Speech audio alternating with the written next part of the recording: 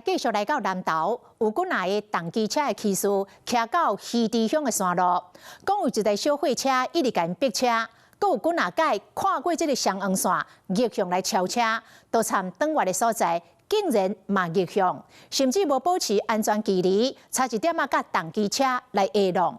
骑士真气愤，甲小货车的驾驶来理论，这小货车的驾驶一开始阁真唱秋，呛讲找警察来啊！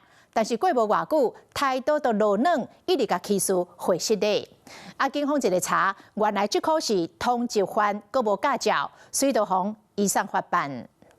规个重机的骑士小少伫咧鱼池乡的山路骑车，一台白色的货车伫咧后壁底条条，无偌久就驶过双黄线要超车，不过对向一直有车，货车就搁转来到重机的后壁驶一段路，搁再驶过双黄线想要超车，就连转弯的所在嘛驶正向。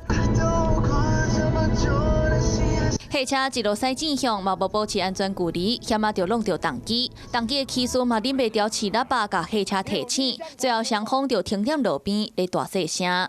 你有甲阮逼车无？我话你逼车啊！你有甲阮真车无？我话你真车啊！无要紧，叫警察要叫上来无要紧。你快叫上来无要紧。货车驾驶是真有气势，无承认逼车，搁甲重机的骑士呛讲找警察来。不过后一秒，伊敢若是想到啥物，态度煞向放落冷。你赶时间，我嘛赶时间啦。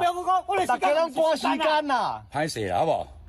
平安回家不好吗？好。货车驾驶一直甲骑士回失礼，警方查才知影，原来驾驶毋但违规驶正向，阁无照驶车，甚至是一个通缉犯。任意跨越车道双黄线及无照驾驶情事查证无尽驾驶身份过程中那发现吴男因案为台中及南投地检署所发布之通缉犯货车驾驶因为废弃不清理发通通缉，阁无照驶车，驶正向违规，阁甲骑士呛声找警察来，结果煞变自首，互移送地检署归案，阁加上一张交通违规的罚单。